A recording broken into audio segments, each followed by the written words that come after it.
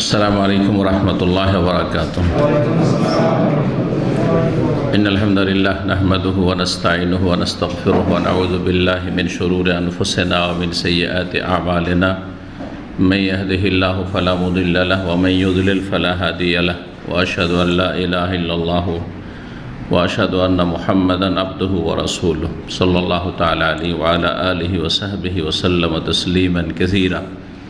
أما بعد فقد قال المؤلف رحمه الله تعالى وعن تميم الداري رضي الله عنه قال رسول الله صلى الله عليه وسلم الدين النصيحة ثلاثا قلنا لمن يا رسول الله قال لله ولكتابه ولرسوله ولأئمة المسلمين وعامتهم أخرجه مسلم. সম্মানিত দিনী ভাতৃমণ্ডলী, আল্লাহ রাব্বুল আলামিনের প্রশংসা এবং প্রিয় নবী মুহাম্মদ সাল্লাল্লাহু আলাইহি সাল্লামের উপর অসংখ্য সালাত ও সালামের পর আজ মঙ্গলবার 12ই শাবান 1443 হিজরি মোতাবেক 15ই মার্চ 2022 আমাদের ধারাবাহিক আলোচনা বুলুগুল মারাম কিতাব থেকে হাদিসের কিতাব সংকলন ইমাম হাফেজ ইবনে হাজার রহমতুল্লাহ আলাইহির বিষয়বস্তু বা অধ্যায় হচ্ছে উত্তম চরিত্রের ক্ষেত্রে উৎসাহীকরণ বা উত্তম চরিত্রের ফজিলত। আজকে পর্ব নম্বর 4। আজকে হয়তো শেষ করা সম্ভব হবে না, আগামী সপ্তাহে ইনশাআল্লাহ এই পর্বটি শেষ হবে। আল্লাহ যেন তৌফিক দান করেন। কয়েকটি হাদিস আমরা আলোচনা করব, তার মধ্যে প্রথম হাদিসটি অত্যন্ত গুরুত্বপূর্ণ।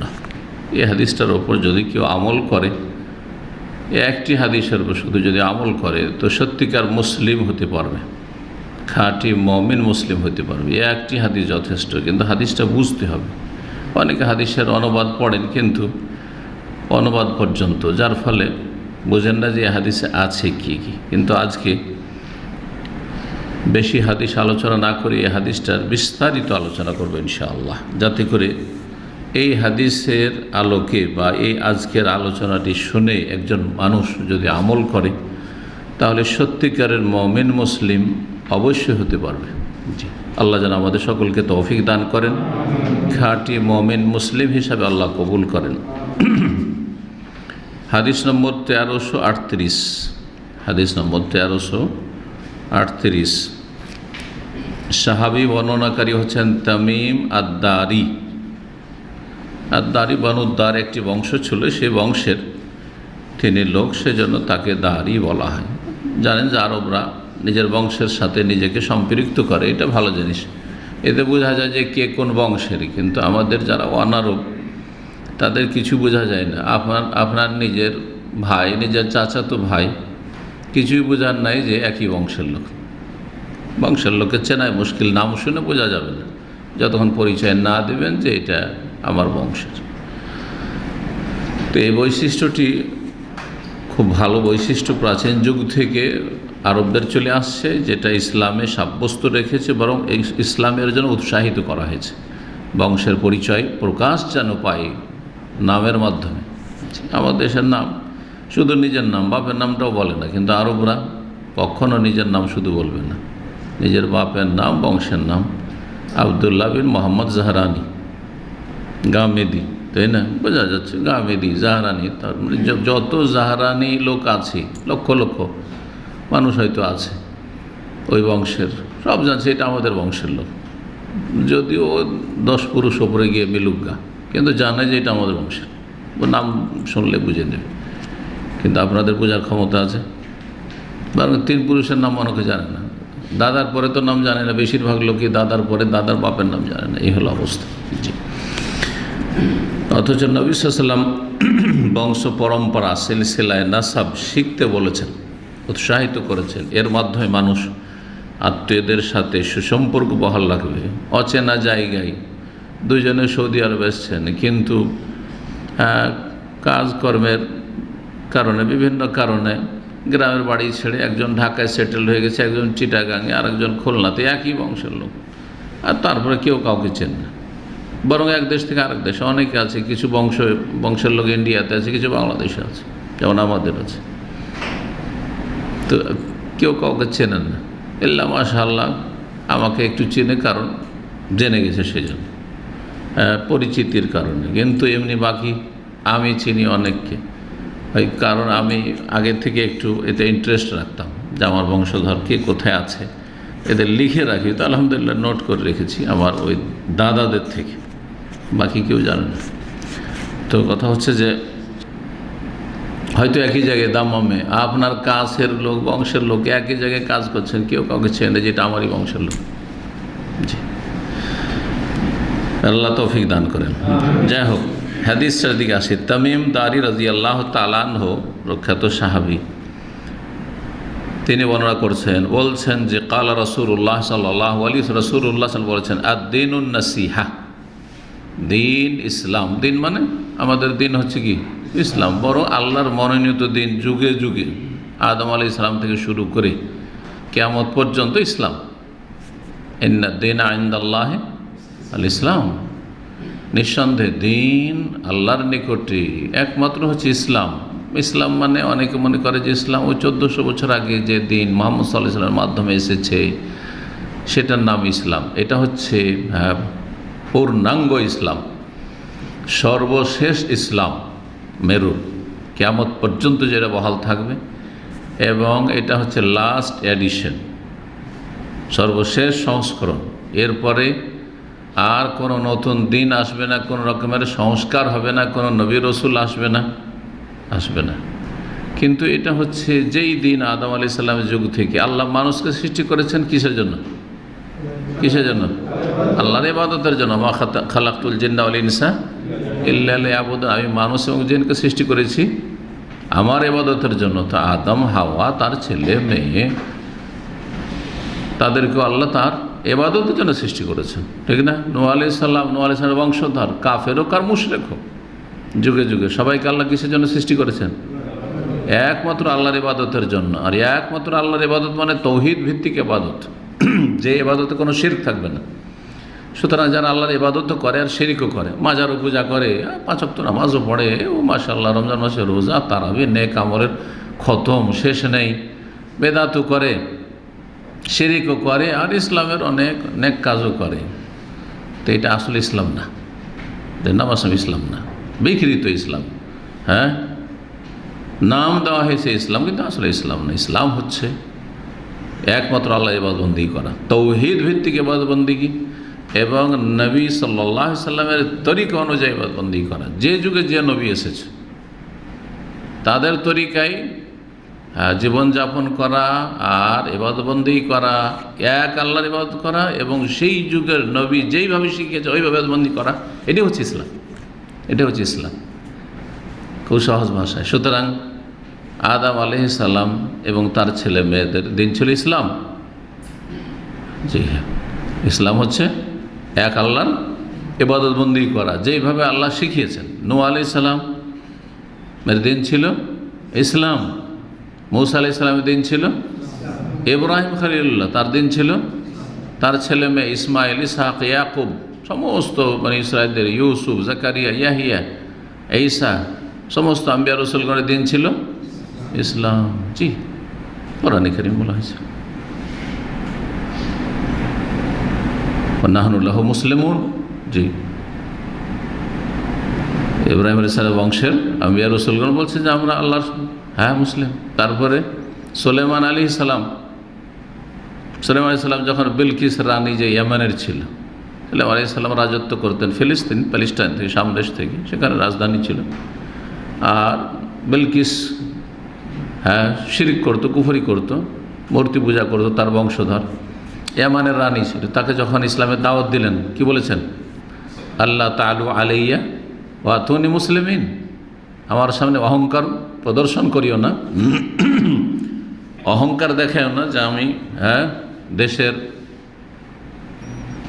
রানী, দেশের মালিক, অধিনায়ক, না না, এসব চলবে না। ওয়াতুনি মুসলিমিন, আমার কাছে মুসলিম হয়ে এসো।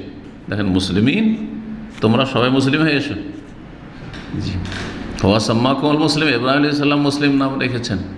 মিন কাবলু ওয়া ফি হাযা, আগেও এখনো। মুসলিম। তো কি বলছিলাম, দিন মানে দিন ইসলাম, সমস্ত আম্বিয়া রাসূলগণের দিন ছিল ইসলাম, কিন্তু সেগুলিতে সংস্কার হয়েছে শেষ নবী মুহাম্মদ সাল্লাল্লাহু আলাইহি ওয়াসাল্লামের মাধ্যমে, এবং সেই দিনটাকে পূর্ণাঙ্গ রূপ দেওয়া হয়েছে। জি, সেই দিনগুলি ছিল সেই যুগে যেমন মানুষের অবস্থা ছিল সে অনুযায়ী তাদের জন্য প্রযোজ্য ছিল, কিন্তু মুসা আলাইহিস সালামের দিন নিয়ে আসা দিন, ঈসা আলাইহিস সালামের নিয়ে আসা দিন ইসলাম, আর তা ইব্রাহিম আলাইহিস সালামের নিয়ে আসা দিন ইসলাম, সেগুলি পরবর্তীকালের জন্য প্রযোজ্য নয়, সমস্যার সমাধান দিতে সক্ষম নয়। যার ফলে এমন একটা দিন আল্লাহ রাব্বুল আলামিন, যেটা হচ্ছে শেষ দিন, হ্যাঁ, খাতেমাতুর রিসালা, শেষ মেসেজ, শেষ পেগাম, যাতে কিয়ামত পর্যন্ত পৃথিবী যতই উন্নতি করুক না কেন, যতই সায়েন্স টেকনোলজি উন্নতি করুক না কেন, যতই দুনিয়ার মানুষ শিক্ষিত হয়ে যাক না কেন, আর যতই সভ্যতার নামে আজকাল উলঙ্গ হটাই সভ্যতা, জি, পাপ করারই সভ্যতা, নোংরামি সভ্যতা, যাই হোক না কেন, যে অবস্থায় হোক না কেন, প্রতিটি অবস্থার জন্য, প্রতিটি সমাজের জন্য, প্রতিটি মানুষের জন্য, প্রতিটি মানুষের সব রকমের সমস্যার সমাধান দিতে এই দিন ইসলাম, যেই দিন ইসলাম রাসূলুল্লাহ সাল্লাল্লাহু আলাইহি ওয়াসাল্লামকে নিয়ে আল্লাহ পাঠিয়েছেন, সেটি সক্ষম, যথেষ্ট। জীবনের প্রতিটি ক্ষেত্রে এমন কোনো দিন ধর্ম পাবেন না তাদের বই পুস্তক পড়ে, ধর্মীয় পুস্তক পড়ে, যে তাতে পারিবারিক সমস্যার সমাধান আছে, সামাজিক সমস্যার সমাধান আছে, রাষ্ট্রীয় সমস্যার সমাধান আছে। তাদের আইন রচনা করতে হচ্ছে দেশ চালানোর জন্য, কিন্তু এই মুসলিমদেরকে আইন রচনা, সংবিধান তৈরি করার কোনো দরকার নেই। কোরআন কারীম সামনে রাখেন, তরজমা তাফসীর পড়েন, দেশ চালান, সমাজ চালান। হ্যাঁ, তারপরে রুজি রোজগার কোনটা করব, কোনখানে খরচ করব, অর্থনীতি, যেটা অর্থনীতি কোরআন কারীম পড়েন ভালো করে, তাফসীর সব, হালাল হারাম সব আছে ওতে। জি, বাস বুঝতে হবে, বোঝার যোগ্যতা থাকতে হবে। জি, তো আদ-দীন আন-নাসিহা, দিন ইসলাম হচ্ছে কিসের নাম তাহলে? আন-নাসিহা। দিন ইসলাম হচ্ছে কিসের নাম? নাসিহা। নাসিহা মানে কি?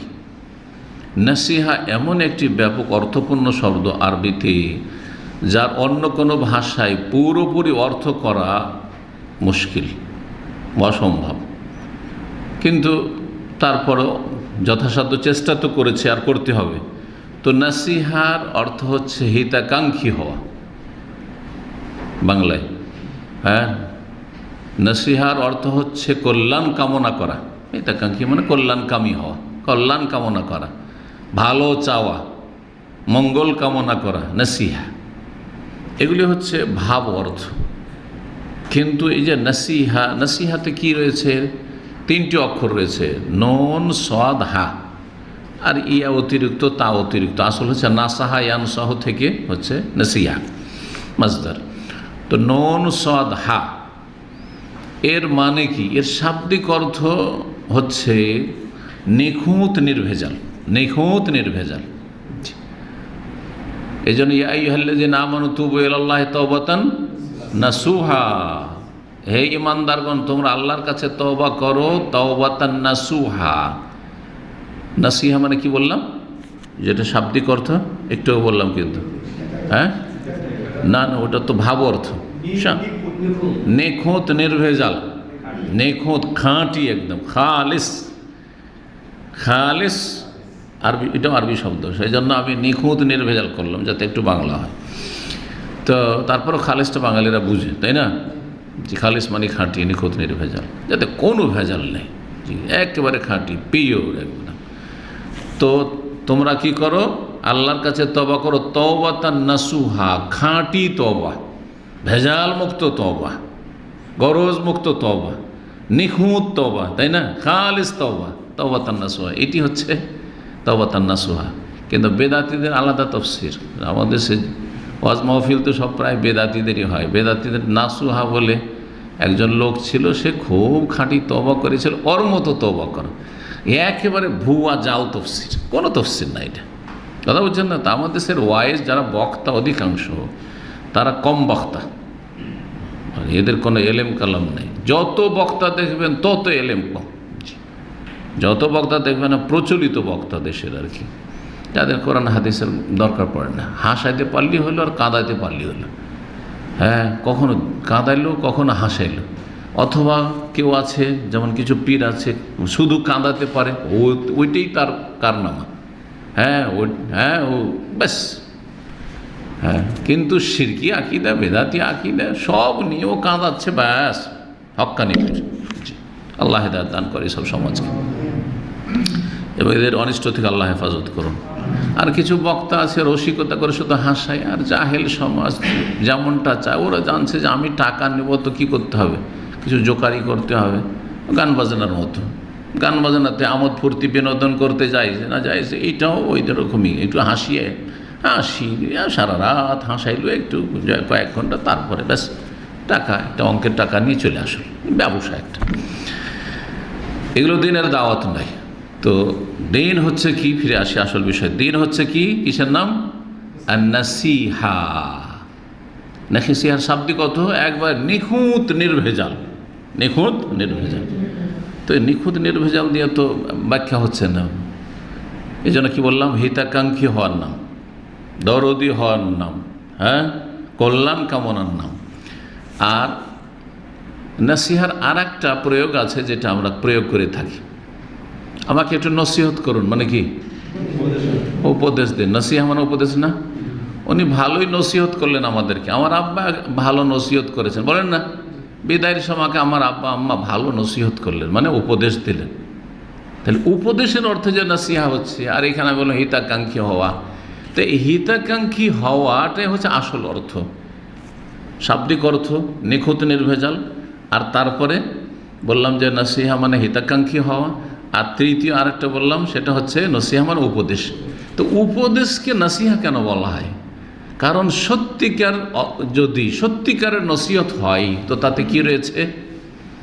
হিতাকাঙ্ক্ষী হওয়া রয়েছে। যেই ব্যক্তি আপনাকে উপদেশ দিচ্ছে, অন্তর থেকে যদি উপদেশ দেয়, যেই কথাগুলো হচ্ছে অন্তর থেকে বলছে, আন্তরিকতার সাথে বলছে, সে আপনার হিতাকাঙ্ক্ষী।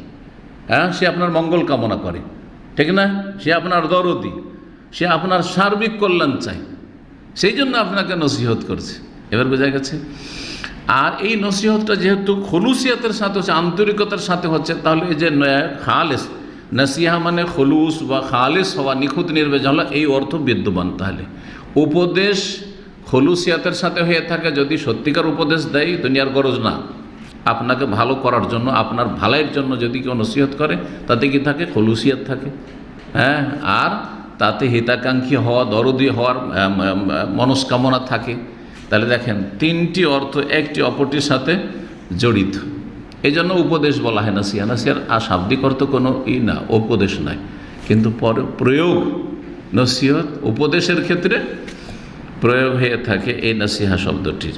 নবী সাল্লাল্লাহু আলাইহি ওয়াসাল্লাম 3 বার করে এই কথাটি বললেন। আর দিনুন নসিহা, দিন হচ্ছে হিতাকাঙ্ক্ষী হওয়ার নাম, দিন হচ্ছে কল্যাণ কামনার নাম, দিন হচ্ছে মঙ্গল চাওয়ার নাম, ভালো চাওয়ার নাম। তার মানে আপনি যদি দিন ইসলামের অনুসারী হন, মুসলিম হন, তাহলে আপনি প্রতিটি সৃষ্টির, এমনকি স্রষ্টার সৃষ্টিকর্তার আল্লাহর এবং সৃষ্টির কি চাইবেন? আপনি কল্যাণ চাইবেন, মঙ্গল কামনা করবেন, হিতাকাঙ্ক্ষী হবেন, আপনি দরদি হবেন। আপনি এবার বুঝতে পেরেছেন? দিন হচ্ছে কিসের নাম? কল্যাণ কামনার নাম, হিতাকাঙ্ক্ষী হওয়ার নাম, আল্লাহরও এবং আল্লাহর সৃষ্টিরও, শুধু মানুষের না, আর বিশেষ মানুষের না। আমরা তো হিতাকাঙ্ক্ষী, প্রতিটি মানুষ কিন্তু হিতাকাঙ্ক্ষী, কিন্তু সীমিত আকারে, বিশেষ বিশেষ কিছু মানুষের জন্য। কে নিজের ছেলে মেয়েদের হিতাকাঙ্ক্ষী না, কে বাপ মায়ের হিতাকাঙ্ক্ষী না, তাই না? অমুসলিম। কে বন্ধুর হিতাকাঙ্ক্ষী না, ঠিক না? কে যাকে ভালোবাসে তার হিতাকাঙ্ক্ষী না, স্ত্রী স্বামীর হিতাকাঙ্ক্ষী না, স্বামী স্ত্রী হিতাকাঙ্ক্ষী না। জি, কিন্তু সীমিত আকারে। না না না, এটা আপনার আংশিক একটু ইসলামের মানে আছে আর কি, ছোঁয়া আছে। কিন্তু ইসলাম হচ্ছে কিসের নাম? দিন ইসলাম হচ্ছে সবার জন্য হিতাকাঙ্ক্ষী হওয়ার নাম, আল্লাহর জন্য এবং আল্লাহর সৃষ্টির জন্য। এখন চলেন, কথাটি কয়বার করে বললেন? 3 বার নবী সাল্লাল্লাহু আলাইহি ওয়াসাল্লাম বললেন। জি, তরজমা যদি অনুবাদ পড়তেন তো অনুবাদ পড়ে চলে, দিন হচ্ছে হিতাকাঙ্ক্ষী হওয়ার নাম, তাই বুঝতেন এতটুকু যেভাবে বুঝলেন। আচ্ছা, আমরা যদি হিতাকাঙ্ক্ষী হই আল্লাহ, তো আল্লাহর বিরুদ্ধে কাজ করব, আল্লাহর নাফরমানি করব, না আল্লাহর দিনকে সবচেয়ে পৃথিবীতে শক্তিশালী দেখব? যারা বিভিন্ন রাজনৈতিক দল করে নিজের দলকে শক্তিশালী করার জন্য সারা দিন রাত লেগে আছে, ঘুম হারাম করে দিয়েছে, কত যে টাকা পয়সা ব্যয় করেছে, এগুলো করবে না? আল্লাহর দিনকে শক্তিশালী করার জন্য সমস্ত কিছু কোরবানি করে দেবো। হ্যাঁ, কারণ আমি আল্লাহর হিতাকাঙ্ক্ষী। বোঝা গেছে না? জি। তাহলে আপনি দিন পালনে অবহেলা করবেন, গাফিলতি করবেন, খেয়াল খুশি? না না না, আল্লাহর দিন নিজের ওপরে যদি কায়েম না করতে পারেন তো আল্লাহর জমিনের দিন শক্তিশালী হোক কেমন করে চাইবেন আপনি? কিসের হিতাকাঙ্ক্ষী তাহলে আল্লাহর দিনের? আপনি 3 বার বলার পরে সাহাবীরা জিজ্ঞাসা করলেন যে দিন হচ্ছে হিতাকাঙ্ক্ষীর নাম, তো এটা কার জন্য আমরা হিতাকাঙ্ক্ষী হব? নাসিহা মানে বুঝেছেন সাহাবায়ে কেরাম, মানে হিতাকাঙ্ক্ষী হওয়া, কল্যাণ কামনা করা, কিন্তু কার জন্য বুঝতে চাইলেন। বললেন কুলনা, সাহাবারা বলছেন আমরা বললাম লেমান হে ইয়া রাসূলুল্লাহ, এই নাসিহা, দিন হচ্ছে নাসিহা, হিতাকাঙ্ক্ষী হওয়া, কল্যাণ কামনা করা কার জন্য হে আল্লাহ রাসূল সাল্লাল্লাহু আলাইহি ওয়াসাল্লাম, কার জন্য হব? কালা, নবী সাল্লাল্লাহু আলাইহি ওয়াসাল্লাম লিল্লাহি ওয়ালি কিতাবিহি ওয়ালি রাসূলিহি ওয়ালি আইম্মাতিল মুসলিমিন ওয়া আম্মাতিহি, 5টি পয়েন্টে বললেন, গুরুত্বপূর্ণ 5টি পয়েন্টে বললেন যে তুমি হিতাকাঙ্ক্ষী হবে আল্লাহর জন্য। লিল্লাহ মানে আল্লাহর জন্য, লাম মানে জন্য। কার জন্য হিতাকাঙ্ক্ষী হবে? আল্লাহর হিতাকাঙ্ক্ষী হবে। আল্লাহ আবার আমাদের মুখাপেক্ষী, আল্লাহর হিতাকাঙ্ক্ষী হইতে, হিতাকাঙ্ক্ষী কার হইতে হয়? যে মুখাপেক্ষী, মুহতাজ, তাই না? আমি আপনাদের সহানুভূতির, আপনাদের সাথ দেওয়ার, আপনাদের পাশে দাঁড়ানোর মুখাপেক্ষী। যদিও আমি আপনাদের যাতে সিনিয়র, আপনারা মুখাপেক্ষী, একে অপর মুখাপেক্ষী। কোনো মানুষ একা চলতে পারে না, কোনো মানুষ পৃথিবীর একা চলতে পারবে না, কারো না কারো সাহায্য নিতে হবে। যে দুনিয়ার সবচেয়ে বড় শক্তিশালী দেশের নায়ক, সেও সাধারণ থেকে সাধারণ মানুষের আপনার মুখাপেক্ষী। চুল কাটতে হবে, হ্যাঁ কাটতে হবে না? তো দেখেন ওই সেলুনের মুখাপেক্ষী, ঠিক কিনা? আচ্ছা, তারপরে তার আগে পানাহার করতে হবে, খেতে হবে, না খেলে তো বাঁচতে পারবে না মানুষ, খেতে হবে। তাহলে ওই যে চাষি, কৃষক, ওর মুখাপেক্ষী। চাষিরা যদি আমাদের হিতাকাঙ্ক্ষী না হয়, যদি বয়কট করে যে কিছু বিক্রি করবো না, ওরা ধান চাল গম কিচ্ছু বিক্রি করবো না, তাহলে যত শহরের বাসিন্দা আছে আর যত পয়সা হলে সব না খেয়ে মরবে। পয়সা বুকে করে মরতে হবে ওদেরকে, হবে কি হবে না? হিতাকাঙ্ক্ষী। এইভাবে প্রত্যেকে একে অপরের হিতাকাঙ্ক্ষী। এমনকি চাষিরাও চলতে পারবে না, শুধু ধান চাল নিয়ে টাকা পয়সারও দরকার হবে, তাহলে বাধ্য ধান চাল বিক্রি করতে, তাই না? খাদ্যদ্রব্য বিক্রি করতে, একে অপরের মুখামুখি। আল্লাহু আকবার। আল্লাহ ছাড়া প্রত্যেকে কিন্তু আমরা মুহতাজ একে অপরের, একজন অপরজনের মুহতাজ। যেমন আপনারা আমার এলেমের মুহতাজ, বা আমার মতো অন্য কারো এলেমের মুহতাজ, তাছাড়া দিন জানতে পারবেন না, তেমনই আমি কিছু লোককে শোনাবো যারা আমার কথা শুনবে, এর মুহতাজ মুখাপেক্ষী। না হলে কি আমি ফাঁকা ফিল্ডে গোল দেবো? আমার কথা কেউ যদি না শুনে তো বকে লাভটা কি, ঠিক না? জি। সাহাবীরা বললেন লিমান হে ইয়া রাসূল, কাল লিল্লাহি, আল্লাহর জন্য হিতাকাঙ্ক্ষী হবে, ওয়ালি কিতাবি, আল্লাহর কিতাবের জন্য হিতাকাঙ্ক্ষী হবে, ওয়ালি রাসূলি, আল্লাহ রাসূল সাল্লাল্লাহু আলাইহি ওয়াসাল্লামের জন্য হিতাকাঙ্ক্ষী হবে, ওয়ালি আইম্মাতিল মুসলিমিন, মুসলিম শাসকদের জন্য আইম্মা ইমামের বহুবচন। ইমাম 2 রকম, ছোট ইমাম আর বড় ইমাম। মসজিদের ইমাম হচ্ছে ছোট ইমাম, এটিকে ইমামাতে সুগরা বলা হয়। মসজিদের ইমামের কতক্ষণ রাজত্ব চলে আর কত লোকের ওপর চলে? শুধু মসজিদের মুসল্লিটির ওপর, বাইরের লোক ফ্রি, তাই না? না মসজিদে আমার কিছু মানে? কিচ্ছু না, শুধু মুসল্লি। আর তাও কতক্ষণ? তাকবীরে তাহরিমা থেকে সালাম ফিরা পর্যন্ত, এতক্ষণ ওই মসজিদের ইমামের হুকুমত চলছে, যেইভাবে পড়বে ওইভাবে পড়তে হবে। হ্যাঁ, যতক্ষণ রুকু না গেছে ততক্ষণ যেতে পারছেন না, যতক্ষণ সিজদা না গেছে যেতে পারছেন না, যতক্ষণ সালাম না ফিরেছে আপনি সালাম ফিরতে পারছেন না, ঠিক কিনা? আনুগত্য করতে হচ্ছে, ইমামের কি করে? আনুগত্য করে, মানতে হচ্ছে ওকে। তো এ মসজিদের ইমামকে এই জন্য এই ইমামতকে বলা হয়েছে ইমামতের সুগরা, ছোট ইমামতি। বড় ইমামতি কি? বড় ইমামতি হচ্ছে গোটা রাষ্ট্রের পরিচালনা করা, যে গোটা রাষ্ট্রের পরিচালনা করে সে হচ্ছে ইমামে কবির, বড় ইমাম।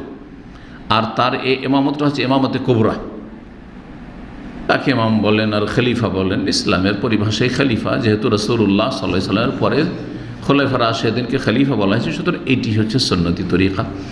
তাকে আপনি রাষ্ট্রপতি বলেন, আর প্রধানমন্ত্রী বলেন, আর তাকে আর কিছু হাকেম বলেন, আর আমির বলেন, যাই বলবেন তাই বলেন, জি, নাম বলাতে কোনো যা আসে না, আসলে হচ্ছে কাজ। তো কার জন্য হিতাকাঙ্ক্ষী হবে? মুসলিমদের যে কি নেতা, ইমাম, মুসলিমদের নেতা, মুসলিম দেশের নেতা, তার আনুগত্য করবে। ওয়া আম্মাতিহিম, 5 নম্বর বলছেন আম্মাত মানে আম্মাতিল মুসলিমিন, আর মুসলিম সাধারণ জনগণ, দেশবাসী, সারা বিশ্ববাসী, সারা বিশ্বের যে যেখানে মুসলিম আছে তাদের হিতাকাঙ্ক্ষী হইতে হবে। 4 নম্বরে মুসলিম শাসকদের, আর 5 নম্বরে মুসলিম জনগণের, যেখানকারই মুসলিম হোক না কেন, একজন মুসলিম আরেকজন মুসলিমের কি হবে? হিতাকাঙ্ক্ষী হবে, কল্যাণ কামনা করবে, মঙ্গল চাইবে, দরদী হবে, তার সুখে সুখী হবে, তার খুশিতে আনন্দিত হবে, খুশি হবে, আর তার দুঃখে দুঃখিত হবে, সমবেদনা জ্ঞাপন করবে, অন্যের ব্যথায় ব্যথিত হবে। এই জন্য নবী করিম সাল্লাল্লাহু আলাইহি ওয়াসাল্লাম আরেকটি হাদিসে বলেছেন যে পুরো মুসলিম উম্মাহ, মুসলিম জাতি হচ্ছে কাল জাসাদিল ওয়াহিদ, একটি দেহের মতো। এজাশতাকা মিনহু উযুন, সেই দেহের একটি ছোট্ট একটি অঙ্গে যদি কোনো রকমের কি হয়, কষ্ট হয়, আক্রান্ত হয়, এইখানে আঙুলটা কেটে গেছে, অথবা একটা কাঁটা ঢুকে গেছে, এইখানে একটা কাঁটা ঢুকে গেছে, যার কারণে তাদালাহু সাইরুল জাসাদ, গোটা শরীর সারা রাত এর ব্যথে ব্যথিত। বিস্তাহারে হলুম, ঘুম আসে না, গোটা শরীরকে ঘুম আসেনি, চোখ এইখানে, আর এই আঙ্গুলের এইখানে একটা কাঁটা লেগেছে, তুই চোখের ফির কী হলে যে ঘুম আসে না? গোটা শরীর কী হয়ে গেলে যে ঘুম আসে না? ব্যথায় ছটপট করছে, থাকতে পারছে না, ঠিক না? আল্লাহু আকবার।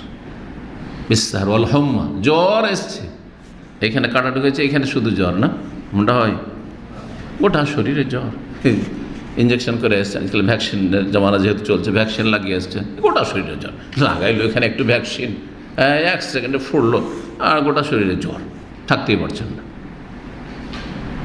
এইরকম মুসলিম জাতি। এই নয় যে আরে এরা তো ওকরানিয়ার মুসলিম, বা মরলো ওদের ভাষাও বুঝি না, কিছু বুঝি না, এরা তো জাপানের মুসলিম, এরা তো চীনের মুসলিম, ওই ঘর, এরা তো ফিলিস্তিনের মুসলিম। না না না, মুসলিম আমাদের শরীরের অংশ, শরীরের অংশ, মাথা থেকে পা পর্যন্ত। যেমন গোটাটা আপনার শরীর, ঠিক তেমনই মুসলিম এরকম পূর্ব পশ্চিম যে যেখানে আছে সব আমাদের দেহেরই বিভিন্ন অঙ্গ প্রত্যঙ্গ। আল্লাহ যেন সকল মুসলিমের হেফাজত করেন, ভালো মানুষদের আল্লাহ হেফাজত করেন, খারাপদের অনিষ্ট থেকে আল্লাহ ভালোদেরকে, মুসলিমদেরকে আল্লাহ হেফাজতে রাখেন। এই ছিল হাদিস, আখরাজা মুসলিম, হাদিস সহিহ মুসলিমে রয়েছে এই হাদিস। এখন নবী সাল্লাল্লাহু আলাইহি ওয়াসাল্লাম বলে দিলেন হিতাকাঙ্ক্ষী হইতে হবে আল্লাহর। এখন ধরনটা কি আল্লাহর হিতাকাঙ্ক্ষী হওয়ার? আল্লাহর কিতাবের, আল্লাহর কিতাব কি? কোরআনুল কারীম, কোরআনুল কারীমের হিতাকাঙ্ক্ষী হবে। কেমন করে? ধরনটা আবার কি? রাসূলুল্লাহ সাল্লাল্লাহু আলাইহি ওয়াসাল্লাম হিতাকাঙ্ক্ষী, রাসূল দুনিয়া থেকে চলে গেছেন, ওনার আবার কি করে হিতাকাঙ্ক্ষী হবেন, আর ওর ধরনটা কি? এই ধরনগুলো জানতে হবে।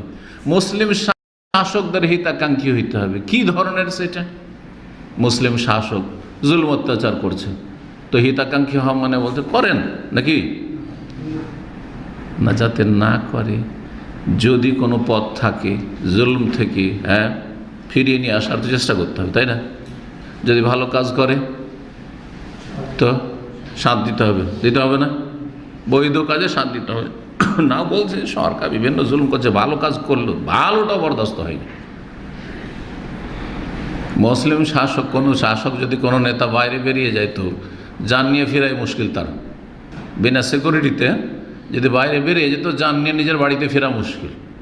তো কিসের মুসলিম আপনার হিতাকাঙ্ক্ষী? যে মুসলিমের হাতে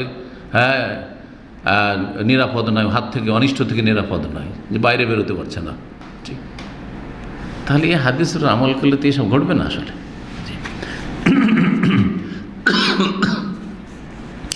এখন এগুলো বয়ান করবেন স্যার, জনগণের যে হিতাকাঙ্ক্ষী হয়, আপনারা একে অপরের হিতাকাঙ্ক্ষী হবেন কীভাবে, এর ধরনটা কী? তো এই কথাগুলি এক একটি করে ইনশাআল্লাহ তাআলা এখন আপনাদের সামনে পেশ করব, শুনবেন ভালো করে। আল্লাহর জন্য হিতাকাঙ্ক্ষী হওয়া, প্রথম আল্লাহর প্রতি ঈমান নিয়ে আসা, আল্লাহর প্রতি বিশ্বাসী হবেন, অবিশ্বাসী হবেন না, সন্দেহ করবেন না, না নাস্তিক, আল্লাহর সাথে শরীক কাউকে করবেন না, মাজার পূজারি হবেন না, পীর পূজারি হবেন না, যেমন মূর্তি পূজারি হবেন না, যেমন নাস্তিক হবেন না। মাজার পূজারিও নাস্তিকের বিরুদ্ধে বলে, কিন্তু মাজার পূজা করে, আল্লাহর হিতাকাঙ্ক্ষী না, আল্লাহর হিতাকাঙ্ক্ষী না। আল্লাহর প্রতি ঈমান নিয়ে আসতে হবে। সেই ঈমানটা কীরকম? ওয়াযালিকা বিসিহাতিল ইতিকাদ বিহি, সহি আকীদা ভিত্তিক। এই না যে আল্লাহর প্রতি ঈমানে, তো মুসলিমরা কি ঈমানের দাবি করে না? আল্লাহ আছে এই কথা তো মুসলিমরা মানে, মুসলিম হইলে, নাস্তিক না হইলে, কিন্তু আকীদা সহি না। আল্লাহ সব দায়িত্ব সব ওলিয়া আউলিয়াকে দিয়ে দিয়েছে। এখন যা চাওয়ার আমাদের ওলিয়া আউলিয়া খাজা বাবা থেকে নিতে হবে, তো বড় পীর গৌসুল আজম আব্দুল কাদের জিলানী দেবে, তো শাহজালাল আটরসি মাইজ ভান্ডারী, এসব কেন? তাহলে হিতাকাঙ্ক্ষী হওয়া নয় এটা। জি, আল্লাহ রাব্বুল আলামিনের অস্তিত্ব আছে, আল্লাহ একক তার কাজে, রুবুবিয়তে, তার ইবাদত বন্দিগিতে, তার নাম গুণাবলিতে কোনো কেউ শরিক নেই। জি, তার মতো কেউ নেই, তার সাথে কোনো কিছুর তুলনা নেই, তিনি সব কিছু শোনেন, সব কিছু দেখেন, ইত্যাদি ইত্যাদি। জি, এটি হচ্ছে নির্ভেজাল তৌহিদ। এই তৌহিদ, যেই তৌহিদে কোনো রকমের বক্রতা থাকবে না, কোনো রকমের বক্রতা থাকবে না। তার সাথে সাথে আল্লাহর জন্য হিতাকাঙ্ক্ষী হওয়ার এই শুধু এতটা যথেষ্ট নাই, আর একটি দিক হচ্ছে যে আপনার নিয়তে হুলুসিয়াত থাকবে। যত ইবাদতবন্দি করে হুলুসিয়াত, দুনিয়ার গরজে না। হজ করছেন দুনিয়ার গরজে, জাকাত দিচ্ছেন লোক দেখানো না, হুলুস নিয়াতের সাথে ইবাদতবন্দি করবেন এবং আল্লাহ রাব্বুল আলামিনের আদেশ নিষেধের ক্ষেত্রে পুরোপুরি আনুগত্য করবেন। আল্লাহ যা বলেছে আমি মানছি, পালন করব। জি, যা আদেশ করেছেন পালন করবেন, যা নিষেধ করেছেন বেঁচে থাকবেন না। মানুষের সামনে পাপের কাজ করছেন না, কারণ লোকে দেখে নেবে, কিন্তু চোখের আড়ালে পাপ করছেন, তাহলে আপনি হিতাকাঙ্ক্ষী না? এখানে ত্রুটি হয়ে গেল। যখন নির্জনের রুমে দেখছেন এখন আর কেউ নাই রুমে, আমি এক শুইতে এলাম, তখন নোংরা ফিল্ম দেখছেন, তো হিতাকাঙ্ক্ষী আল্লাহ, এখানে আপনার ঘাটতি হয়ে গেল। যদিও আপনার অপরাধ আর ওই যে মাজার পূজারি আর মুশরিক আর নাস্তিকের অপরাধ একরকম নয়, কিন্তু আপনিও হিতাকাঙ্ক্ষী না, সেও হিতাকাঙ্ক্ষী না। হ্যাঁ, অপরাধের ধরনে শুধু পার্থক্য রয়েছে। এইরকম আল্লাহর নিয়ামতের কৃতজ্ঞতা পেশ করা, শুকরিয়া আদায় করা, নিয়ামতকে স্বীকার করা। কত নিয়ামত আল্লাহ দিয়ে রেখেছেন, কিন্তু একটু বিপদে পড়লে সব ভুলে যায়, মনে হয় কিছুই নেই আমার কাছে। নিচের দিকে দেখেন যে আপনার চাইতে অসহায় অবস্থায় কত কি আছে। এবং আল্লাহর নিয়ামতগুলিকে ভালো কাজে লাগানো। আল্লাহ সুস্থতা দিয়েছেন কিসের জন্য? পাপ করার জন্য।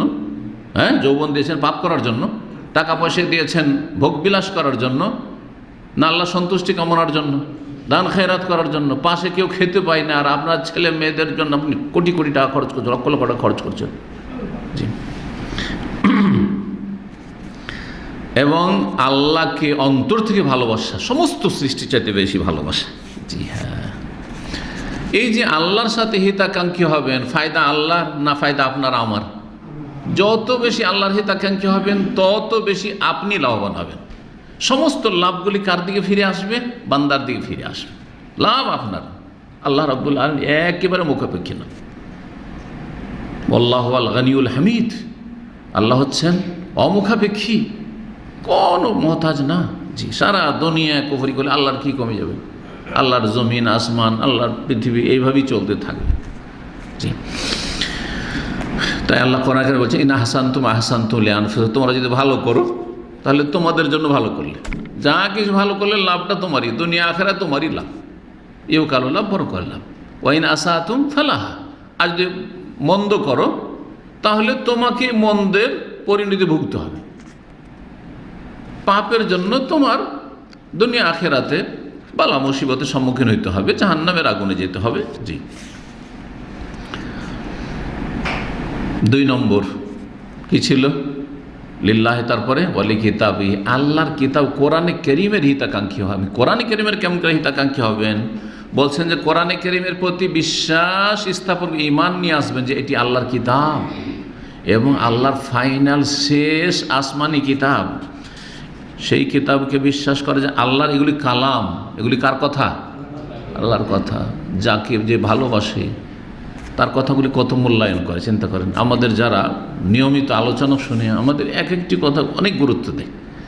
যদি আমার কথার এত গুরুত্ব, আমার নিজের ভাষা দিয়ে বলছি, যদি আমি কোরআন হাদিসের কথাই বলছি, আল্লাহ এবং রাসূলের কথা বলার চেষ্টা করছি, কিন্তু তারপর আমার কথা সেটা যদি কোরআনে কারীমের কথা, সরাসরি আল্লাহর কথা, সেটা শব্দগুলিও আল্লাহ, কোরআনে কারীমের যেগুলো বাক্য শব্দ সেটাও আল্লাহ, অর্থটাও আল্লাহ। আর আমি যেটা বলছি কথাগুলি মানে ভাষাগুলি আমার, কিন্তু ভাব অর্থটি আল্লাহর কথা বলার চেষ্টা করছি, তারপরে ভুলের ঊর্ধ্বে না। নবী সাল্লাল্লাহু আলাইহি ওয়াসাল্লাম একমাত্র ভুলের ঊর্ধ্বে। জি, তো বলছেন যে কোরআনে কারীমের সাথে হিতাকাঙ্ক্ষী হওয়া, বিশ্বাস করা যে এটি আল্লাহর কালাম এবং তার প্রতি ঈমান নিয়ে আসা, এবং সেটি আল্লাহর ওহী। কার উপর ওহী করেছিলেন? নবী মুহাম্মদ সাল্লাল্লাহু আলাইহি সাল্লামের উপর। ওহী কে নিয়ে এসেছিলেন? জিবরাইল আলাইহিস সালাম। নিজের পক্ষ থেকে একটি কথা নবী সাল্লাল্লাহু আলাইহি সাল্লাম তাতে কোনো কিছু অতিরিক্ত করেননি, ঢোকাননি। এবং কোরআনে কারীম হচ্ছে একটি মুজিজা, অলৌকিকত্ব, যার মোকাবেলা কোনো কেউ করতে পারেনি আর পারবে না কোনো দিক থেকে। একটি সূরা চ্যালেঞ্জ করা হয়েছে আরবদেরকে, আরব কবিদেরকে, যে একটি সূরা নিয়ে এসো, একটি আয়াত নিয়ে এসো, তাদের ক্ষমতা হয়নি। জি, কোরআনে কারীমের হিতাকাঙ্ক্ষী হওয়ার একটা দিক হচ্ছে কোরআনে কারীম যথাযথ তেলাওয়াত করা। তেলাওয়াত মানে শুধু শব্দগুলি পাঠ করা নয়। তেলাওয়াত দুই রকম। এক তেলাওয়াত হচ্ছে আক্ষরিক তেলাওয়াত, মানে তেলাওয়াত নিয়মিত পাঠ করা, পড়তে জানা। অধিকাংশ মুসলিম বাঙালি কোরআন পড়তেই পারে না, কোরআন পড়তেই পারে না। কিসের হিতাকাঙ্ক্ষী হলেন? যে আল্লাহর কিতাব পড়তে পারেন না আপনি। কোম্পানি নোটিশ লাগায়, কোম্পানিতে চাকরি করেন, এমন কোন হতভাগা আছে যে নোটিশ পড়ে না? নোটিশ যদি ইংলিশে থাকে, আরবি থেকে না বুঝেন, যে কাউকে দিয়ে বুঝিয়ে নেবেন যে এই নোটিশে আমাকে কি বলা হয়েছে, কারণ এই নোটিশ আমার জন্য, যেমন তোমার জন্য, ভাই একটু বুঝিয়ে দাও। আমাদের ইসলামিক সেন্টারের জন্য আরবি নোটিশ হয়, হ্যাঁ, হোয়াটসঅ্যাপ গ্রুপে। তখন আমাদের যারা সাধারণ আছে, যারা আরবি বুঝে না ধরেন, তারা আমাদের কাছে ছুটে আসে যে কি বলা হয়েছে একটু বুঝিয়ে দেন। হ্যাঁ, কিন্তু আল্লাহর কিতাব সারা পৃথিবীর সমস্ত মানুষকে সম্বোধন করা হয়েছে এতে, সারা পৃথিবীর মানুষের জন্য নোটিশ। হ্যাঁ, আর মুসলিমরা সেটাকে বিশ্বাস করেছে, তারপরে বুঝে না। সিংহভাগ মুসলিম বুঝেই না, বুঝা তো দূরের কথা, পড়তেই পারে না, আল্লাহ কালাম পড়তেই পারে না। তেলাওয়াত করবেন, অর্থের তেলাওয়াত হচ্ছে অনুসারী হওয়া, মানে আমল করা। অর্থ বোঝার চেষ্টা করবেন এবং আহকাম মাসাইল কোরআনে কারীম থেকে জানার চেষ্টা করবেন এবং কোরআনে কারীমে যা আছে তা বিশ্বাস করবেন। নিয়ামতের কথা হোক, শাস্তির কথা হোক, উপদেশের কথা হোক। কোরআনে কারীমের হিতাকাঙ্ক্ষী হওয়ার একটি দিক হচ্ছে কোরআনে কারীমের তাজিম করা, শ্রদ্ধা সম্মান করা। কোরআনে কারীম তাজিম, অন্তরে তাজিম থাকবে প্রথম, আর সেটা মানুষের চলাফেরাতে প্রকাশ পাবে, চলাফেরাতে প্রকাশ পাবে। কোরআনে কারীমের তাজিমের সবচেয়ে বড় দিক হচ্ছে যে যা কিছু তাতে বলা হয়েছে, করতে বলা হয়েছে করবেন, হ্যাঁ, নিষেধ করা হয়েছে বেঁচে থাকবেন। কোরআনে কারীম বলছে আকিমুস সালাহ, সালাম কায়েম করবেন, ওয়াতুজ যাকাত, যাকাত দেবেন, লা তাকরাবুজ জিনা, জিনার কাছে যেও না। এইরকম কোরআনে কারীমের পক্ষ থেকে ডিফেন্স করবেন। কোরআনে কারীমের বিরুদ্ধে কেউ যদি কিছু করে, তার বিরুদ্ধে ডিফেন্স, যে যেখানে যতটা পারেন আর কি, যারা লিখতে পারেন লিখবেন বাতিলের বিরুদ্ধে। তারপরে কোরআনে কারীমের প্রচার প্রসার করবেন যতটা, বাল্লিগু আন্নী ওয়ালাউ আয়া, আমার পক্ষ থেকে একটা আয়াতও জানা থাকে, একটা আয়াতের বিধান জানা থাকে, একটা হুকুম জানা থাকে, পৌঁছাও। তাহলে কোরআনে কারীম আল্লাহর বান্দাদের কাছে পৌঁছে দিতে হবে, পৌঁছে দিতে হবে। এটা হচ্ছে কোরআন কারীমের হিতাকাঙ্ক্ষী হওয়া। যে যার হিতাকাঙ্ক্ষী, সে তার জন্য চায় না যে সে বড় হোক। কে চায় না? একটা মূর্খ চায় যে আমার ছেলে অনেক বড় হোক, দুনিয়ার অনেক বড় হোক, আর সবাই জানুক, সবাই চেনুক এবং সবাই তাকে ভালোবাসুক, চায় না? চিন্তা করেন আপনি। তো কোরআনে কারীম ওইভাবে হিতাকাঙ্ক্ষী হইতে হবে। জি, রাসূলুল্লাহ সাল্লাল্লাহু আলাইহি ওয়াসাল্লামের জন্য হিতাকাঙ্ক্ষী হওয়া, রাসূলুল্লাহর প্রতি ঈমান নিয়ে আসা, এক নম্বর বিশ্বাস করা, ঈমান নিয়ে আসা। যে তাকে আল্লাহ রাব্বুল আলামিন জিন ইনসান সকলের জন্য পাঠিয়েছেন, সকলের জন্য রাসূল তিনি। কালো সাদা, ইউরোপিয়ান, আমেরিকান আর এশিয়ান আর আফ্রিকান সবার জন্য তিনি নবী এসেছেন, সবার জন্য নবী এসেছেন। এবং তার আদর্শের জ্ঞান অর্জন করা, সেই অনুযায়ী আমল করা, রাসূল সাল্লাল্লাহু আলাইহি ওয়াসাল্লাম অন্তর থেকে ভালোবাসা, নিজের জানের চাইতে বেশি ভালোবাসা, নিজের বাপ মায়ের চাইতে, ছেলে মেয়ের চাইতে, স্ত্রীর চাইতে বেশি ভালোবাসা, আছে না হাদিসে? জি হ্যাঁ, তাহলে সত্যিকার মুমিন হতে পারবে।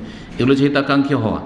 নবী সাল্লাল্লাহু আলাইহি ওয়াসাল্লামের ভালোবাসার দাবি হচ্ছে যে তার আদেশগুলি পালন করবেন, নিষেধাজ্ঞাগুলি থেকে বেঁচে থাকবেন, নবী সাল্লাল্লাহু আলাইহি ওয়াসাল্লামের চরিত্রে চরিত্রবান হবেন, নবী সাল্লাল্লাহু আলাইহি ওয়াসাল্লামের মতো নিজেকে ঢেলে সাজাবেন যে তার চরিত্র কেমন ছিল, তার স্ত্রীর সাথে কেমন আচরণ ছিল, ছেলে মেয়েদের সাথে কেমন আচরণ ছিল, আত্মীয় স্বজনদের সাথে কেমন আচরণ ছিল, অমুসলিমদের সাথে নবী সাল্লাল্লাহু আলাইহি ওয়াসাল্লামের কী অমায়িক আচরণ ছিল, আপনাকে সবই শিখতে হবে।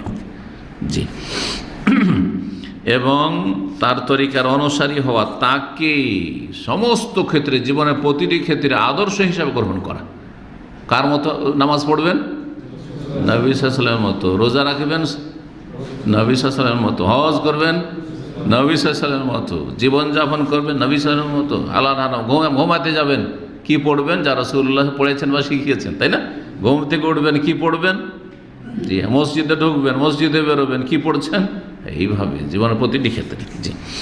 নবী সাল্লাল্লাহু আলাইহি ওয়াসাল্লাম হিতাকাঙ্ক্ষী হওয়া, যে নবী সাল্লাল্লাহু আলাইহি ওয়াসাল্লাম যা নিয়ে এসেছে তার মাধ্যমে দিন কমপ্লিট করা হয়েছে, সুতরাং তাতে বাড়াবেন না, বাড়াইলে আপনি বেদাতি, নবীর হিতাকাঙ্ক্ষী না। সুতরাং বেদাতি নবীর হিতাকাঙ্ক্ষী নয়।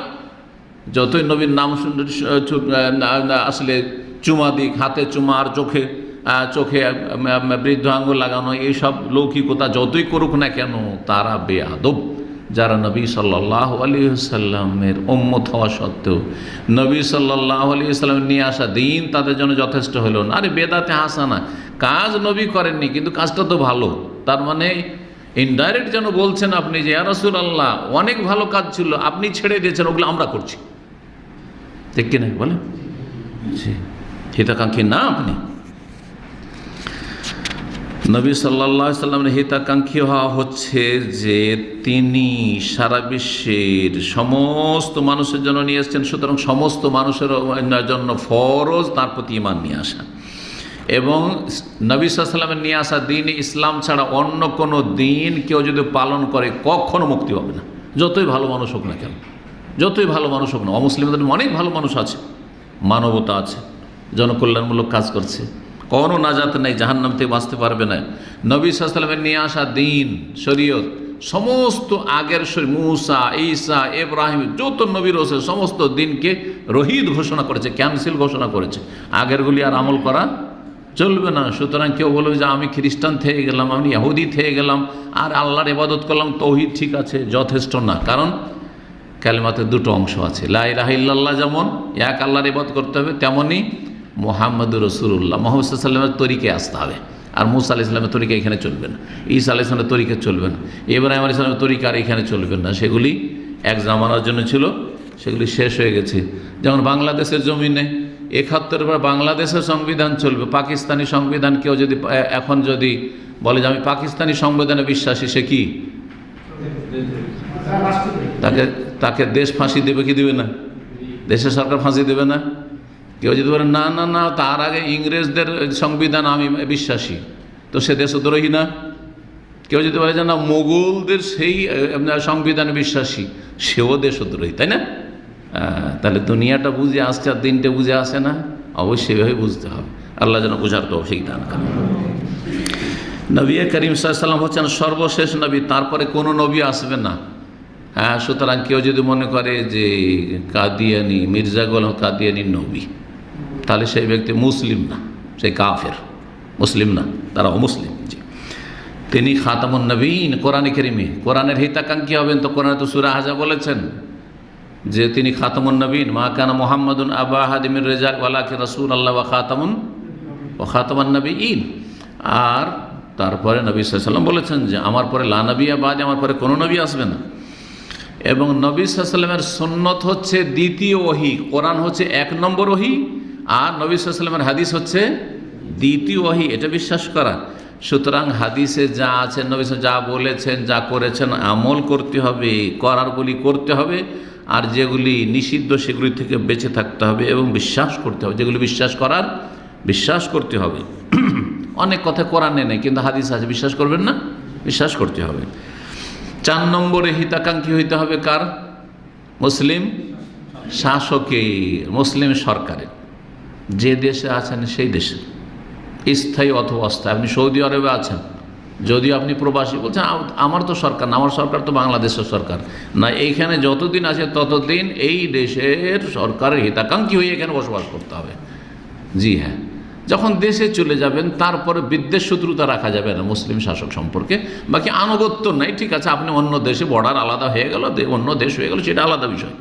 কিন্তু কথা হচ্ছে যে আপনি যে যেখানে থাকবেন, স্থায়ী হোক আর অস্থায়ী হোক, মুসলিম সরকার হিতাকাঙ্ক্ষী হইতে হবে। হিতাকাঙ্ক্ষী হওয়ার ধরনটা কি?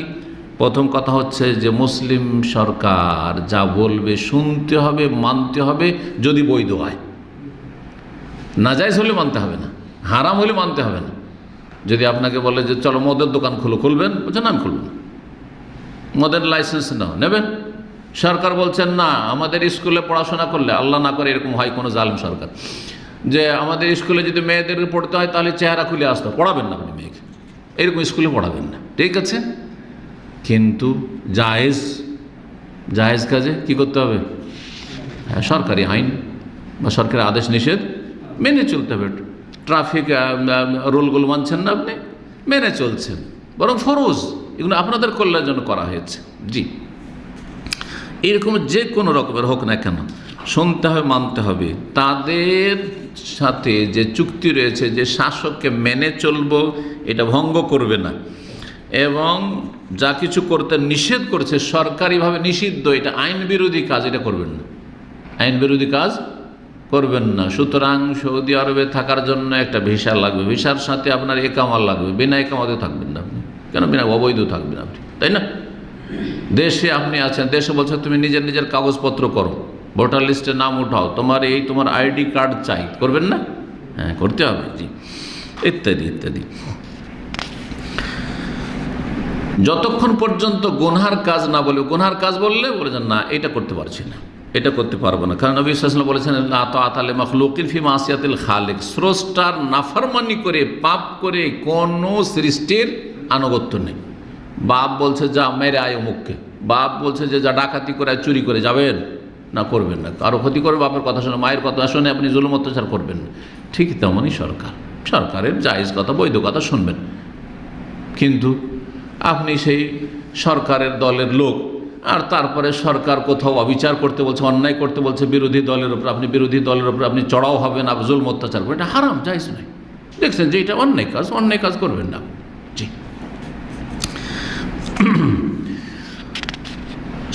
সরকারের বা শাসকের হিতাকাঙ্ক্ষী হওয়ার অন্তর্ভুক্ত হচ্ছে সরকারের জন্য দোয়া করা। আজকাল অধিকাংশ আমাদের দেশের মুসলিম, আমাদের দেশের মুসলিমগুলি কীরকম? সরকারের জন্য দোয়া করেন না, যা কিছু করে বদদোয়াই করে। জীবনে দোয়া করা তো তৌফিক হয় না, আর যদি কিছু করে তো কি বদদোয়া করে। আচ্ছা, জুলমের জন্য বদদোয়া করছেন, খালি জুলম করছেন না জনকল্যাণমূলক কাজ করছেন? কোনো একটা দেশে 12 ঘন্টা, শুধু কয়েক ঘন্টা, একটা দিনের কয়েক ঘন্টা যদি সরকার না থাকে, সরকার নেই, প্রশাসন নেই, থানা নেই, পুলিশ নেই, কিচ্ছু নেই, সে দেশে মানুষ বাঁচতে পারবে? বাঁচতে পারবে না। হাতে হাতে যদি অস্ত্র চলে আসে, তাহলে যার সাথে যার শত্রুতা আছে এই সুযোগে মেরে দেয়। কারণ এই সময় মেরে নিলে না থানা আছে, না পুলিশ আছে, না কিছু আছে, প্রশাসন কেউ ধরবে না, ঠিক কিনা? তাহলে চিন্তা করে, যতই জুলুম অত্যাচার করুক, এই জন্য ওলামারা বলেছেন, এগুলো জিনিস আমরা গভীরভাবে বুঝি না, যে জালেম হইলেও একটা সরকারের দরকার আছে। সরকারবিহীন একটা দেশে 1 মিনিট চলতে পারে না, 1 মিনিট চলতে পারে না। এই জন্য নবী করিম সাল্লাল্লাহু আলাইহি ওয়াসাল্লাম ইন্তেকালের পরে জানাজা হওয়ার আগে খলিফা নির্বাচন আবু বকর সিদ্দিক হয়েছে। জি, নাহলে কীভাবে চলবে? এমনি ছেড়ে দেবেন? জি, যে দেশগুলিতে যুদ্ধ হয় আর যুদ্ধের পরে যে অবস্থা থাকে, আপনাদের যাদের ওইরকম বয়স আছে, না হলে বাপ দাদাদেরকে জিজ্ঞাসা করে নেবেন যে 71-এর পরে প্রথম অবস্থা কী অবস্থা ছিল দেশের, এখন কি সেই অবস্থা? আলহামদুলিল্লাহ স্থিতিশীল, এখন নিরাপত্তা আলহামদুলিল্লাহ আছে, এটা প্রশাসন আছে, এক জায়গাতে অন্তত আইনের আশ্রয় নিতে পারবেন, বিচার চাইতে পারবেন, বিচার পেলেন না পেলেন সেটা আপনার ভাগ্যের ব্যাপার, কিন্তু কথা হচ্ছে বিচার চাইতে পারবেন। কিন্তু সেইটাও হয়তো এমন পরিস্থিতি নেই। আফগানিস্তান এমন একটা সময় ছিল, যেই সময় শুনেছি যে সূর্য ডুবার সাথে কোনো কারো রাজত্ব নেই, আর তাও কাবুলে শুধু ওই রাজধানীতে শুধু সরকারের চলতো। হামেদ কারজাইয়ের যুগে শুনেছিলাম যে সরকারের ক্ষমতা শুধু ওই রাজধানীর ওপর, বাইরে গ্রাম অঞ্চল বা অন্য অঞ্চল অন্য শহরে কিছুই নেই, কোনো কিছু নেই। আর তারপরেও সূর্য ডুবার পরে কিছু নেই, রাত্রে কেউ কাউকে মেরে দিলে কোনো বিচার করার কেউ নেই। আল্লাহু আকবার। এইরকম যদি অবস্থায় বাস করতে পারবেন? সৌদি আরবে এত বড় নিয়ামত কোনো সময় অনুভব করেছে? রাত 12টার সময় মন চাইলে যে যাই মক্কা চলে যায়, ভয় লাগবে? এক কার ড্রাইভ করে চলে যাচ্ছে, ঠিক কিনা? এটা কিসের মাধ্যমে হয়েছে বলে? এখানে সব ফেরেশতা বাস করে নাকি? এখানে বদমাইশ বাস করে না? অবশ্যই আছে, চোর ডাকাত আছে, অবশ্যই এখানে বদমাইশ আছে, অবশ্যই চরিত্রহীন আছে, হ্যাঁ, কিন্তু ভয় আছে। যদি ছিনতাই করতে যায়, যদি এই করতে যায়, আর যদি ধরা পড়ে যায় তো গলা কাটবে। এই যে গলা কাটার ভয় আছে, কথা বুঝতে পেরেছেন? এমনি নয়, জি, ইসলামী আইনের ভয় আছে, সরকার আছে একটা। জি, সরকারের হিতাকাঙ্ক্ষী হওয়া যে দোয়া করবেন, জুলুম করে আল্লাহ তাদেরকে জুলুম থেকে রক্ষা করো, জুলুম থেকে আমাদেরকে রক্ষা করো, তাদেরকে জুলুম থেকে ফিরাও, আর তাদের যে ভালো কাজগুলি আল্লাহ আরও বেশি তৌফিক দাও। দেশের সরকার যদি নেক হয়ে যায় তাহলে দেশকে 1 ঘন্টার মধ্যে ঠিক করে নিতে পারবে। কিন্তু আমাদের মতো যত বড় ওলিউল্লাহ হয়ে যায় না কেন, আমরা কি ঠিক করতে পারবো? শুধু আপনাদেরকে ওয়াজি করতে পারবো, ভালো হন, ভালো হন, পর্দা করেন, এই করেন, সেই করেন, নামাজ পড়েন, মিথ্যা কথা বলিয়েন না, মানুষকে খুন করিয়েন না, জেনা করিয়েন না। সরকার জেনা করবে, সংসার করবে, জেনা করে ধরে নিয়ে আসো, একেবারে হত্যা করো, খুন করবে, হত্যা করো, সাথে সাথেও 5 বছর পর না। এই যে আদালতের সিস্টেম, 5 বছর বা 10 বছর পর, এতেও কিন্তু মানে হয়ে যাচ্ছে, অপরাধ বেড়ে যাচ্ছে। কিন্তু সাথে সাথে এই 2-4 দিনের মধ্যে, 10 দিনের মধ্যে, 1 মাসের মধ্যে, সাথে সাথে সবাই দেখুক যে এই যে শাস্তি হইল, দেখুন যে একটি লোক খুন হবে না দেশে, একটি অপরাধ হবে না। জি, তো তাদের যেন তৌফিকের দোয়া কর, আল্লাহ যেন তাদেরকে ভালো কাজের তৌফিক দিক, তাদের ভালো কাজের ওপরে রাখুক আল্লাহ রাব্বুল আলামিন। এবং যারা পরামর্শ দেওয়ার মতো উপদেষ্টা, তারা ভালো পরামর্শ দেবে। সরকারের যেমন উচিত হবে ভালো উপদেষ্টা রাখা, তেমনই যাদেরকে উপদেষ্টা রাখা হয়েছে অথবা যারা সরকার নেতাদের কাছে পৌঁছিতে পারছে, তারা তাদেরকে উপদেশ দেবে, তাদের ফরজ। এগুলি হচ্ছে হিতাকাঙ্ক্ষী হওয়া। সরকার হিতাকাঙ্ক্ষী হওয়ার অন্তর্ভুক্ত হচ্ছে যে তাদের সাথে অদাখেলাফি করবেন না, গাদ্দারি করবেন, বিশ্বাসঘাতকতা করবেন না, তাদের বিরুদ্ধে অস্ত্র নিয়ে বেরোবেন না, বিক্ষোভ, আজকে জ্বালাও পোড়াও, আজকে এই করো সেই করো, এগুলো নয়, এগুলো হিতাকাঙ্ক্ষী হওয়া নয়। দেশের অশান্তি সৃষ্টি করা। যদি দেখেন যে সরকারের মধ্যে ত্রুটি রয়েছে, কিছু জুলুম অত্যাচার করছে, কিন্তু তার কারণে যদি বলেন যে আমরা বিক্ষোভ করব, হ্যাঁ মারবো, ধরবো, অচল করে দেবো, তাহলে আরও অশান্তি বেশি হবে, সংস্কার হবে না, গঠনমূলক কাজ হবে না। যাতে গঠনমূলক কাজ হয় আর দেশের অবস্থা ভালো হয়, বৃহৎ স্বার্থে আমাদেরকে সবসময় চিন্তা করতে হবে, এইভাবে হিতাকাঙ্ক্ষী হইতে হবে। আল্লাহ যেন তৌফিক দান করে। যতক্ষণ পর্যন্ত স্পষ্ট কুফরিতে না পৌঁছেছে, হাদিসে রয়েছে, স্পষ্ট কুফরিতে পৌঁছিল, ক্ষমতা আছে কিনা পরিবর্তন করে এটাও দেখতে হবে। ক্ষমতা না থাকলে সবর করতে হবে।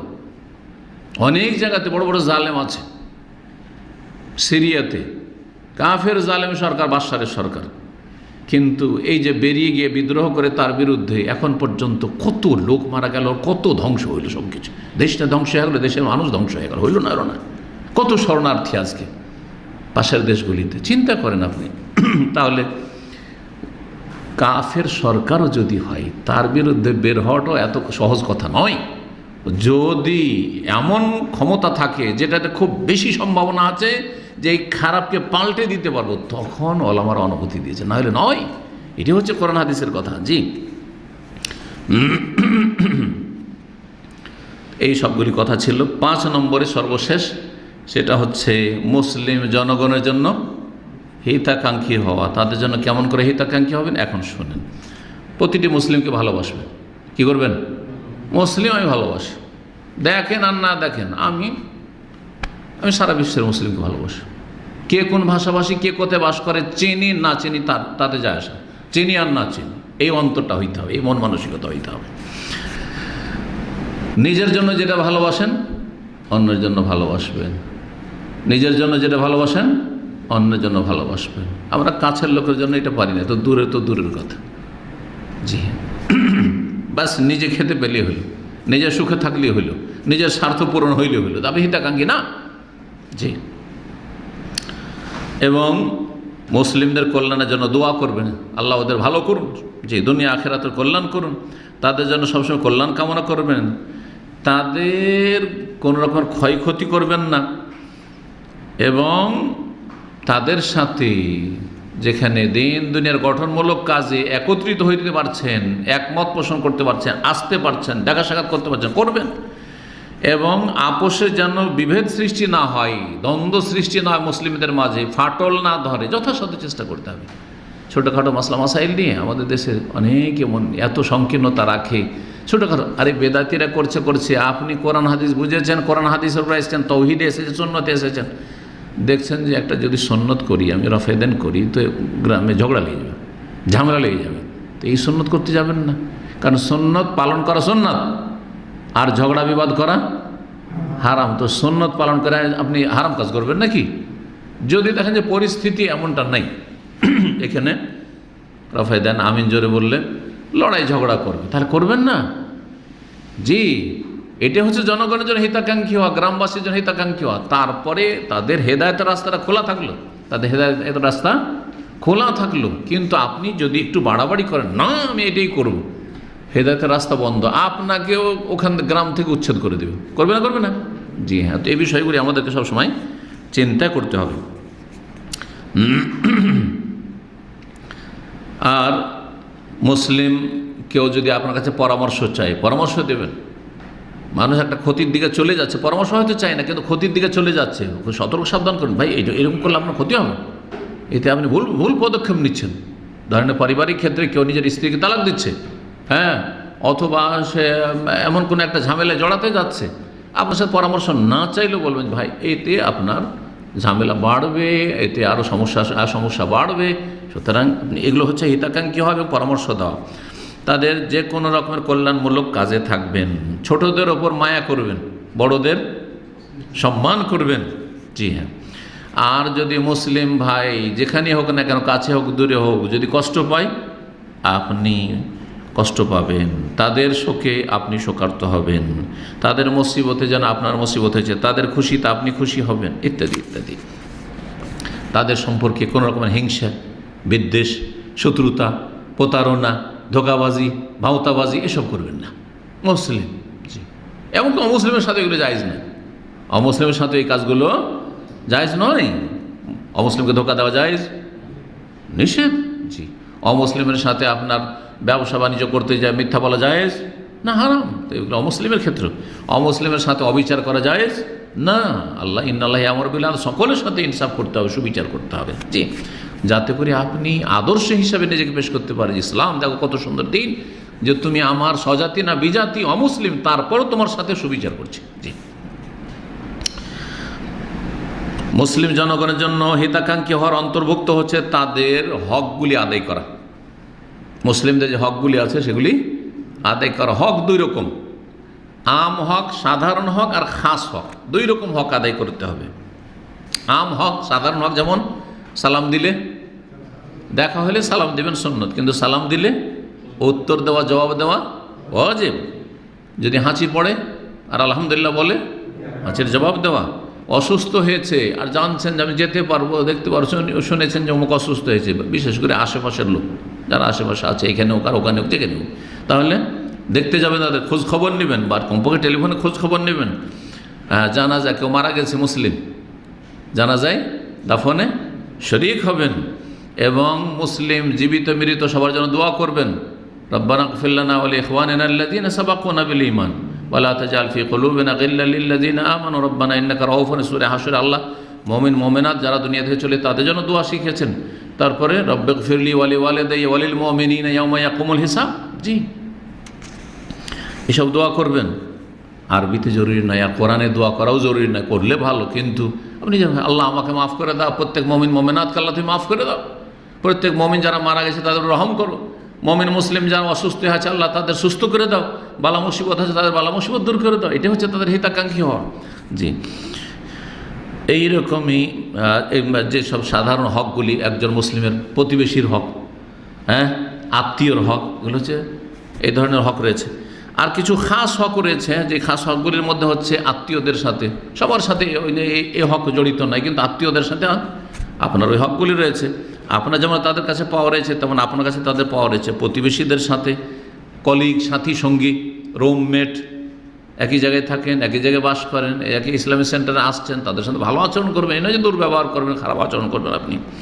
এই বন্ধুবান্ধবের সাথে ভালো আচরণ করা ইত্যাদি, এই সমস্ত কিছু করবেন। এটা হচ্ছে মুসলিম জনগণের জন্য হিতাকাঙ্ক্ষী হওয়া। যারা দূরে আছে দোয়া তো পৌঁছবে, তাই না?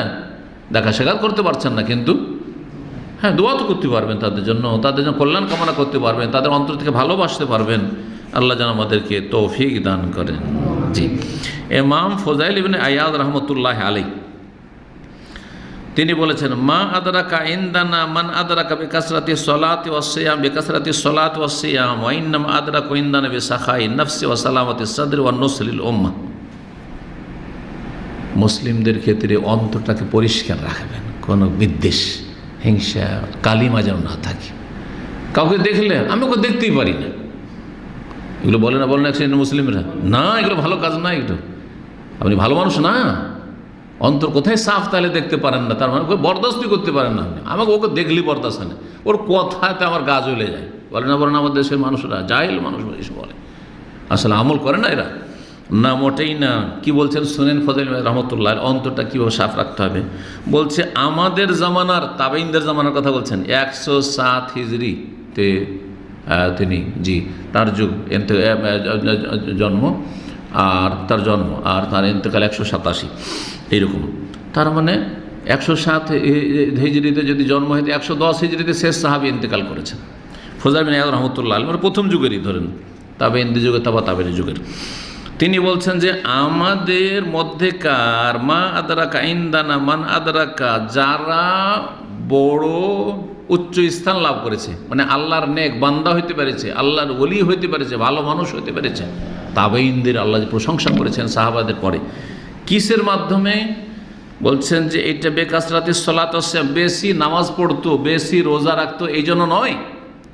এক শ্রেণীর লোকেরা মনে করে যে যত বেশি নফল রোজা রাখবো তত ভালো মানুষ হয়ে যাবো, যত বেশি নফল পড়বো, তাহাজ্জুদ পড়ি আর সালাতুদ দোহা পড়ি, তো এই পড়ি, ইশরাক পড়ি, মনে হয় খুব ভালো মানুষ। না, ভালো হওয়ার জন্য এগুলো ঠিক আছে, কিন্তু এতটাই যথেষ্ট নয়। এর চাইতে অনেক গুরুত্বপূর্ণ অনেক সময় নফল নামাজ আপনার ব্যক্তি জীবনের জন্য, কিন্তু মানুষের উপকার করাটা শুধু আপনার না, ওদেরও হইল। আপনি যদি সারা রাত নামাজ পড়েন তো পাশের লোকের কোনো ফায়দা হবে? কোনো ফায়দা হবে? কোনো ফায়দা হবে না আশেপাশের লোকের। যদি আপনি রোজা রাখেন, হ্যাঁ, এই যে শাবানের খুব বেশি রোজা রাখছেন, আশেপাশের লোকের ফায়দা হইল? আপনার ফায়দা হইল শুধু। কিন্তু যদি আপনি দান খেরাত করেন, এতিমদের দেখাশোনা করছেন, বিধবার দেখাশোনা করছেন, গরিবদেরকে আপনি না খেয়ে থাকতে দিচ্ছেন না, আপনিও খাচ্ছেন, গরিবকেও খাওয়াচ্ছেন, সবার খোঁজ নিচ্ছেন, অসুস্থ মানুষের খোঁজ খবর নিচ্ছেন। একটি লোক অসুস্থ আছে, কেউ নেই তার নিয়ে যাওয়ার হাসপাতালে, তাকে হাসপাতালে নিয়ে চলে গেলেন গাড়ি দিয়ে, ফ্রি সার্ভিস, চলো হাসপাতালে ভর্তি করি তোমাকে। তো আপনারও ফায়দা হলো, ওরও ফায়দা। আপনার ফায়দা হলো যে আপনি নেকি পেলেন, মহাপুরস্কার, আর ওর ফায়দা হলো যে আপনার থেকে, আপনার ওসিলাতে সে সুস্থ হওয়ার জন্য বা বিভিন্ন যেসব প্রয়োজন করেছে সেগুলো মিটল না, এগুলো বেশি নেকির কাজ। তাই বলছেন যে আমাদের মাঝে যারা বড় মানুষ হয়েছে, আল্লাহর নেক বান্দা হয়েছে, তারা শুধু বেশি বেশি সলাৎ পড়ে আর সিয়াম পালন করে নয়, ওয়াইন্নামা আদরাকা ইনদানা, আমাদের মাঝে যারা বড় মানুষ হয়েছে, আল্লাহর নেক বান্দা হয়েছে, কিসের মাধ্যমে? বেসাখাই নাফস, তাদের অন্তর ছিল বড় দানশীল অন্তর, দানশীল। নিজে খাবো না অন্যকে খাও, নিজে ভোগ করবো না অন্যকে দেব। জি, সাখা, দানশীলতা। বা সালামত সাদর, আর অন্তর পরিষ্কার। অন্তর একটু কারো সম্পর্কে নেগেটিভ ধারণা, আমাদের একটু দিয়ে নেগেটিভ ধারণা হয়ে যায়। একটা লোককে দেখলে আরে এই লোকটা ভালো নয়, অথচ আপনি ওর সাথে চলেননি, ওর সাথে ব্যবসা বাণিজ্য করেননি, লেনদেন করেননি, দেখতেই পারেন না, তারপরও ভালো লাগে না আপনাকে। কেন? না, আপনার নামাজ রোজা দিয়ে কাজ হবে না। শুধু অন্তরকে কি রাখতে হবে? সালিম, ইল্লা মান আতাল্লাহ বিকালবিন সালিম। আর কি করতে হবে, পুরো মুসলিম উম্মার জন্য হিতাকাঙ্ক্ষী হইতে হবে, সবার ভালো চাইবে, সবাই বড় হোক, সবাই সুখী হোক, সবাই জান্নাতে যাক, সবাই ধনী হোক। অসুবিধা কি? আল্লাহ যদি ধন দৌলত আপনাদের সবাইকে দিয়ে দিত, আমার কমিয়ে দেবেন নাকি? আমাকে আমারটা দেবেন, আপনাদেরকে আপনাদেরটা দেবেন। তো আমাকে এতটা হিতাকাঙ্ক্ষী হইতে অসুবিধাটা কি? কিন্তু আজকাল চাই কেউ, আরে বড় হয়েছে রে, হ্যাঁ এত ধনী হয়ে গেল, এত সুখী হয়ে গেল, ওর ছেলে মেয়েরা সব মানুষ হয়ে গেল, বরদাস্তই হয় না, হিংসাতে। আউযুবিল্লাহি মিনাশ শাইতানির রাজিম। এই হচ্ছে অবস্থা। গ্রামে গঞ্জে এইসব এত সংকীর্ণতা রয়েছে, আল্লাহ হেফাজত করেন এইসব অনিষ্ট থেকে। তো এই কথা ইমাম ফুজাইল বিন ইয়াদ রাহমাতুল্লাহ বলছে, আল্লাহ আমাদের অন্তরকে যেন পরিষ্কার করার তৌফিক দান করেন, মুসলিম উম্মার জন্য হিতাকাঙ্ক্ষী হওয়ার তৌফিক দান করেন, মুসলিম শাসকদের হিতাকাঙ্ক্ষী হওয়ার তৌফিক দান করেন, তাদের হক আদায়ের তৌফিক দান করেন। আল্লাহ রাব্বুল আলামিনের, তার রাসূলের, তার কিতাবের আল্লাহ রাব্বুল হক আদায় করার যেন তৌফিক দান করেন, সত্যিকার হিতাকাঙ্ক্ষী হওয়ার যেন তৌফিক দান করেন। ওয়া সাল্লাল্লাহু ওয়া সাল্লাম আলা নবিয়িনা মুহাম্মদ ওয়া আলা আলিহি ওয়া সাহবিহি আজমাইন।